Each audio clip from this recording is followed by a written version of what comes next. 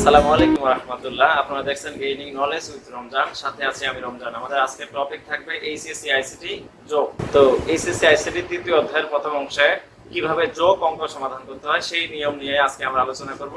তো চলুন শুরু করি। প্রথমে আমি বাইনারি যোগ অঙ্ক শেখাবো। তো সর্বপ্রথম আমরা বাইনারি যোগ শিখব।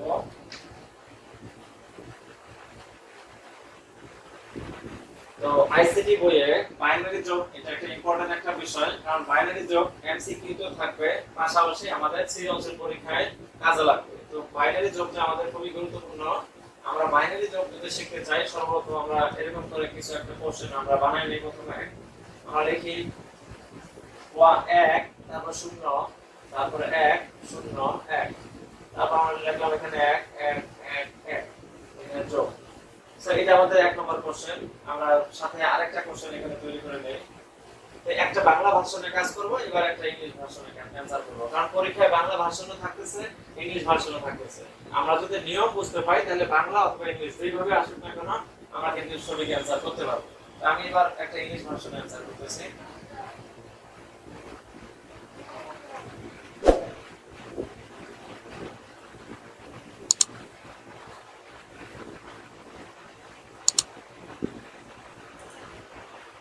যোগ। আমরা জানি যোগের বেলা দুই বা ততোধিক রাশির যোগ করা কিন্তু যায়। আশা করি এই দুইটা অঙ্কের মাধ্যমে আমরা বাইনারি যোগ সম্পূর্ণ ভালোভাবে বুঝতে পারবো। আমি প্রথমে ছোট একটা অঙ্ক এখানে বুঝবো, দেন দ্বিতীয়বারে আমরা একটু বড় একটা অঙ্ক বুঝবো। আর এই দুইটা অঙ্কের মাধ্যমে আমাদের বাইনারি অঙ্ক আশা করি ক্লিয়ার হবে, যদি আমরা মনোযোগ দিয়ে বুঝতে পারি। তো এর আগে আমরা একটু বেসিক জানি যে আমরা জানি যে বাইনারিতে মোট দুইটি অঙ্ক ব্যবহার করা হয়, একটা হচ্ছে 0 একটা হচ্ছে 1, আর বাইনারি বেস হচ্ছে 2। তো বাইনারিতে 0 এবং 1 এই দুইটা মাত্র অঙ্ক ব্যবহার করা হয়, যার কারণে বাইনারির বেস বা ভিত্তি 2। এখন এই যে আমি বাইনারিতে যোগ করব, তাহলে বাইনারির যে যোগফলটা আসবে সেই যোগফলটা আমাদের শুধুমাত্র 0 এবং 1 এর মাধ্যমে কিন্তু এখানে লিখতে লাগবে, অর্থাৎ 0 আর 1 ব্যবহার করে লিখতে লাগবে। 0 আর 1 ব্যতীত অন্য কোনো সংখ্যা কিন্তু আমরা উত্তরে লিখতে পারবো না। এটা হচ্ছে আমাদের বাইনারি পদ্ধতির নিয়ম। এখন আমরা এই অঙ্কটা যদি শুরু করি, প্রথমে আমরা লক্ষ্য করি 1 আর 1। আমরা নরমাল হিসাব জানি যে 1 আর 1 যোগ করলে সাধারণত 2 হয়ে যায়, তাহলে 1 আর 1 যোগ করলে 2। আমরা এখানে নিয়ম মতো 2 লিখব, কিন্তু বাইনারিতে 0 এবং 1 মানে 0 এবং 1 ছাড়া অন্য কোনো সংখ্যা কিন্তু লেখা যায় না। যেহেতু 0 এবং 1 ছাড়া অন্য কোনো সংখ্যা লেখা যায় না, কিন্তু আমাদের যোগফল তো চলে আসে 1 1 যোগ করলে 2। আমরা এখন এখানে 2 লিখব, 2 তো লিখতে পারবো না, 2 লেখার নিয়ম নাই। এই ক্ষেত্রে আমরা এখন কিভাবে অ্যানসার করতে পারি সেটাই আমরা এখন শিখব। আর যদি এটা আমরা বুঝতে পারি তাহলে কিন্তু এইভাবে পরীক্ষায় বাইনারি যোগ আমরা করতে পারবো। আচ্ছা, যদি অঙ্ক বাংলা ভার্সনে আসে বাংলা ভার্সনে উত্তর করতে হবে, যদি ইংলিশ ভার্সনে আসে তাহলে কিন্তু ইংলিশ ভার্সনে উত্তর করতে হবে। আর পরীক্ষা আসে বাংলায়, আমি যদি ইংলিশে লিখি তাহলে কিন্তু হবে না। পরীক্ষা আসে ইংরেজিতে, আমি যদি বাংলা ভার্সনে উত্তর করি তাহলেও কিন্তু হবে না। যেই ভার্সন আসে সেই ভার্সনে অ্যানসার করতে হবে। ওকে, তাহলে 1 1 যোগ করলে হয়ে গেল 2। আমি বাইনারিতে 2 লিখতে পারবো না। এখন আমার যেটা করণীয়, এই যে আমার যোগফল 2 2 আমি লিখতে পারতেছি না, এই 2টাকে আমি এখানে প্রথমে আগে লিখবো। যেটাকে আমি লিখতে পারতেছি না সেটাকে আগে লিখবো। এখন 1 1 যোগ করে 2 2 বাইনারিতে লেখা যায় না, সেজন্য লিখতে পারতেছি না। তাহলে এই 2 থেকে আমরা এবার কি কাজ করব, এই যে বাইনারি সংখ্যার বেস 2 আছে সেই বেসকে আমরা এখানে মাইনাস করব। তাহলে 2 থেকে 2 গেলে আসবে 0। এই যে বেস বিয়োগ করার পরে আমরা যেটা পাইলাম 0 সেটা কিন্তু লেখা যায়, অর্থাৎ 0 এবং 1 হলে লেখা যায়। তাহলে আমরা এখানে 0টা লিখবো। আচ্ছা, বুঝতে পারিনি, এখনো কিছু বুঝিনি, কোনো সমস্যা নাই, আমি আস্তে আস্তে বুঝাচ্ছি। আপাতত শুধু এটা বুঝি যে যোগ হইলে যোগফল যদি 0 আর 1 হয় তাহলে আমরা লিখতে পারবো, কিন্তু 0 আর 1 বাদ দিয়ে যদি আরেকটু বেশি হয় সেটা আমরা লিখতে পারবো না। যেইটা যোগফলকে লিখতে পারবো না সেই যোগফলটা আমরা সাইডে রাফ করব। তো যেমন 1 1 যোগ করে আসছে 2, আমরা 2 লিখতে পারতেছি না, এইজন্য 2 আমরা এখানে লিখবো। এবার 2 থেকে আমরা কি কাজ করব, বাইনারি সংখ্যার বেস যেহেতু 2, 2 কে আমরা বিয়োগ করব। 2 থেকে 2 বিয়োগ করে আসলো 0 0, আমরা এখানে ফলাফল হিসেবে লিখলাম, কারণ আমরা 0 আর 1 হলে লিখতে পারবো। তো এখানে আমরা বিয়োগফল 0 পাইলাম, বিয়োগফলটা যদি 0 হয় লিখতে পারবো, বিয়োগফল যদি 1 হয় লিখতে পারবো। যদি বিয়োগফল 0 আর 1 বাদ দিয়ে অন্য কিছু হয় তাহলে কিন্তু লিখতে পারবো না। যেহেতু 0 হয়েছে তাই আমরা লিখলাম। এখন বিষয় হচ্ছে, যেহেতু এখানে বিয়োগ করছি, বিয়োগ করার কারণে হাতে বাকি 1 মনে রাখতে লাগবে। অর্থাৎ যখন আমরা যোগফল লিখতে পারবো না তখন আমরা বেসকে বাদ দেব, আর বেস বাদ দেওয়ার কারণে হাতে বাকি 1 কিন্তু থাকবে। তো এই যে বেস বাদ দিলাম, হাতে বাকি 1, দিস ইজ রুলস, এটা হচ্ছে আমাদের নিয়ম, যোগ করার নিয়ম। তো আমাদের হাতে বাকি 1 এটা থাকলো। আমরা এবার পরেরটা যোগ করি। 0 আর 1 যদি আমরা যোগ করি, আমরা জানি 0 এর সাথে কোনো কিছু যোগ করলে 0 এর দাম নাই, যা যোগ করি তাই হয়। যেমন 0 আর 5 যোগ করলে 5, 0 আর 2 যোগ করলে 2, 0 আর 3 যোগ করলে 3, তাহলে 0 আর 1 যোগ করলে 1, 0 আর 1 যোগ করলে 1, আমার হাতে বাকি আছে 1। এই 0 আর 1 যোগ করলে 1, হাতে বাকি 1 মিলে কিন্তু হয়ে গেল 2। এখন কি আমি এখানে 2 লিখতে পারবো? পারবো না। যেহেতু 2 লিখতে পারবো না, তাহলে আবার আমরা নিয়ম মতো যাব, আবার 2 থেকে বেসকে 2 বাদ দেব, তাহলে 0 পাবো। এখন আমরা এখানে লিখবো 0। আচ্ছা, এই যে আমার এখানে 2 হয়েছিল, আমি কিন্তু 2 লিখতে পারি নাই। 2 থেকে আবার বেস 2 কে বিয়োগ করে 0 পেলাম, 0 আমি লিখলাম। তাহলে কি আমি এই যে 0 লিখলাম, এই 0 লেখার জন্য কি আবার একবার বিয়োগ করলাম না? যেহেতু আবার একবার বিয়োগ করলাম এজন্য আবার আমার কাছে হাতে বাকি 1 কিন্তু থাকে গেল। আচ্ছা, এরপর আমরা এখানে যোগ করি। 1 আর 1 যোগ করলে হয়ে গেল 2, 1 আর 1 যোগ করলে 2, 2 আর আমার হাতে বাকি আছে 1, তাহলে 2 আর 1 কিন্তু 3 হয়ে গেল। আমি কি এখানে 3 লিখতে পারবো? 3 কিন্তু লিখতে পারবো না। যেহেতু 3 লিখতে পারবো না, তাহলে যেটা লিখতে পারবো না সেটা আমরা এখানে রাফ করব 3। 3 থেকে আমি এবার কি বাদ দেব? আমাদের বেস যে আছে সেই বেসটাকে কিন্তু বাদ দেব। তার মানে আমরা কি শিখলাম? যোগফল যেটা লিখতে পারবো না সেটা থেকে বেসকে বাদ দেব। তাহলে যোগফল এখানে 1 1 যোগ করলে 2, 2 আর হাতে বাকি 1 3, 3 লিখতে পারলাম না, তাহলে 3 থেকে আমরা এখানে বেস 2 কে বাদ দিলে, 3 থেকে 2 বাদ দিলে আসে আমাদের 1, তাহলে কিন্তু আমরা এখানে 1 লিখতে পারবো। তো আমরা কিন্তু এখানে 1 লিখলাম। আচ্ছা, আমরা এই যে 1 লিখলাম, এই 1 আমরা কোথা থেকে পাইলাম? এই যে বেস কে বাদ দিয়ে কিন্তু আমরা 1 পাইলাম। এই যে বেস বাদ দিলাম, তাহলে আবার হাতে বাকি কিন্তু আমাদের 1, আবার হাতে বাকি 1। এবার আসি, 0 আর 1 যোগ করলে 1 আর হাতে বাকি 1 হয়ে গেল 2। এখানে কি 2 লিখতে পারবো? পারবো না। তাহলে 2 আমরা কি কাজ করব? এই যে বিয়োগ করব। 2 থেকে 2 গেলে 0, তাহলে আমরা এখানে 2 থেকে 2 গেলে 0 দিলাম। আবার কিন্তু আমরা এখানে এই 0টা লেখার জন্য আবার কিন্তু বিয়োগ করলাম। যেহেতু বিয়োগ করলাম, তাহলে হাতে বাকি 1, হাতে বাকি 1 আর এই 1 যোগ করলে হয়ে যাবে 2। এখন কি আমরা 2 লিখতে পারবো না? 2 লিখতে পারবো না। যেহেতু 2 পারবো না, তাহলে আবার 2 থেকে 2 বাদ দিলে আসবে কি? 0। এই যে আমি এইবার 0টা লিখলাম, এই 0 লেখার জন্য কিন্তু আমি আবার বিয়োগ করলাম। যেহেতু আবার বিয়োগ করলাম, তাহলে আবার হাতে বাকি 1 থাকবে আমার। তো হাতে বাকি 1। এখন এখানে আর কোনো কিছু যোগ করার মতো নাই, কিন্তু আমার হাতে 1 আছে, এখানে যোগ করার কিছু নাই, হাতে বাকি 1 আছে। এই হাতে বাকি 1 যখন কিছু যোগ করার নাই, তখন হাতে বাকি 1 আছে, হাতে বাকি 1 সামনে বসে যাবে। এই হচ্ছে আমাদের যোগ করার নিয়ম। আচ্ছা, এখানে আমরা মোটামুটি বুঝলাম। এবার এখানে আসি আমরা আমাদের একদম ফিনিশিংটা বুঝতে পারবো। তো এবার আমরা এই যোগফলটা নির্ণয় করি। এইটাও বাইনারি, এইটাও বাইনারি। এবার আমরা এই যোগফলটা নির্ণয় করব। আর পূর্বের যে রাফ করছিলাম, এই রাফগুলো আমরা মিশাই দিলাম।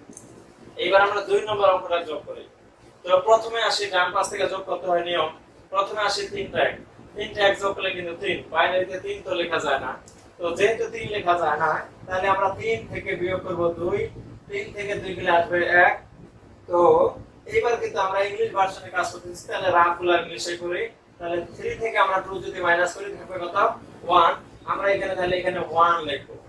আচ্ছা, এই যে আমি এখানে 3টা 1 যোগ করে 3 পাইলাম, অর্থাৎ 3 পাইলাম। 3 থেকে আমি কি বাদ দেব?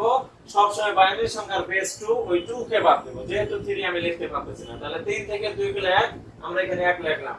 এই 1 লেখার কারণে কয়বার বাদ দিছি আমি? একবার বিয়োগ করছি, তাহলে হাতে বাকি কত থাকবে?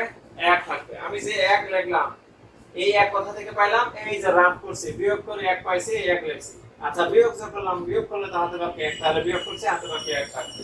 আচ্ছা, এবার এখানে 1 আর 1 যোগ করলে হয়ে গেল 2, 2 আর 0 যোগ করলে 2 2 আর আমার হাতে বাকি আছে 1, তাহলে কত হয়ে গেল? 3। এইখানে তো আমি 3 লিখতে পারবো না। তাহলে যেহেতু 3 লিখতে পারবো না, এইটার জন্য তাহলে আমি আবার 3 থেকে 2 বাদ দেব, কত আসবে? আবার 1 আসবে। তাহলে আমি আবার এখানে 1 লিখলাম। আচ্ছা, এই যে 1 লিখলাম, এই 1 লেখার জন্য কি আমি যে বিয়োগটা করলাম, বিয়োগ করলে পরে কি হাতে বাকি 1 থাকবে, তাহলে হাতে বাকি 1 আসলো। আচ্ছা, হাতে বাকি 1। এইবার এইখানে আছে 3টা 1 যোগ করলে হবে 3, 3 আর আমার হাতে বাকি আছে 1, 4। কত হয়ে গেল তাহলে? 4। এইখানে কি আমি 4 লিখতে পারবো? পারবো না। তাহলে এবার আসি, আমার হাতে আসলে এখানে 4, 4 থেকে আমি এবার 2 বাদ দেব। 4 থেকে 2 গেলে কত আসবে? 2। 4 থেকে 2 বাদ গেলে কত আসবে? 2। এখানে 3 আর আমার হাতে বাকি 1, 4। 4 তো আমি এখানে লিখতে পারবো না, তাহলে 4 লিখতে পারবো না, এজন্য 4 থেকে আমরা বেস 2 কে বাদ দেব। প্রত্যেকবার তো 2 এ বাদ দেই, 2 বাদ দেব। 2 বাদ দেওয়ার পর আসছে 2। যেটা 2 আসছে, ওই 2 কে এখানে লিখতে পারবো না। বাইনারিতে তো 2 লেখার নিয়ম নাই। এখন স্যার কি করব? তাহলে বুঝতে হবে, এখান থেকে আরেকবার 2 কে বাদ দেব। আবার যেটা লিখতে পারবো না, ওইখান থেকে আবার 2 বাদ দেব। আমরা প্রত্যেকবারে কিন্তু বেস 2 কে বাদ দিতেছি, তাহলে আবার 2 বাদ দেব। এইবার দেখো তো, 2 থেকে 2 গেলে কত? 0। তাহলে এই যে এবার বিয়োগ করে আমরা 0 পাইলাম, এই 0টা কিন্তু আমরা এখানে লিখব। আচ্ছা এবার বুঝি, এই যে আমরা এখানে 0টা লিখলাম, এই 0 লেখার জন্য কয়বার বিয়োগ করা লাগছে? 2 বার বিয়োগ করা লাগছে। আমরা একবার বিয়োগ করলে হাতে বাকি 1 নেই, যেহেতু এইবার এই 0 লেখার জন্য আমাকে 2 বার বিয়োগ করা লাগছে, তাহলে এবার বুঝতে হবে হাতে বাকি 2। জাস্ট মনে রাখতে লাগবে এই বিষয়টা, যেহেতু এই 0 লেখার জন্য আমাকে 2 বার বেস বিয়োগ করা লাগছে, এই জন্য হাতে বাকি 2 মনে রাখতে লাগবে, হাতে বাকি 2। আচ্ছা 0 আর 1 যোগ করলে 1, 1 আর 1 যোগ করলে 2, এখানে 0 আর 2টা 1, তাহলে যোগ করলে হবে 2, 2 আর আমার হাতে বাকি আছে 2, 2 আর 2 এর কিন্তু হয়ে গেল কত? 4। এইখানেও কিন্তু এবার 4, 4 তো আমি লিখতে পারবো না, হাতে বাকি 2 আর এখানে 2, 4 এই যে 2 বার বিয়োগ করছি, হাতে বাকি 2 আর এখানে যোগ করে আসছে 2, 2 আর 2 এ 4, 4 লিখতে পারবো না, তাহলে একই হিসাবটা তাহলে এখানেও আসবে, এইখানে একই হিসাবটা যদি করি আসবে কত? 0। তাহলে আমরা এখানে 0 লিখলাম। আচ্ছা এই 0 লেখার জন্য কি এই একই হিসাবটা, তাহলে আবার আমার হাতে বাকি কত? আবার হাতে বাকি 2 আসবে।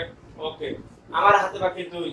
এবার এই লাইনে 3টা 1 আছে মানে 3 আর হাতে বাকি 2 মানে কত হলো? 5 হয়ে গেল 5। আমি কি এখানে 5 লিখতে পারবো? পারবো না।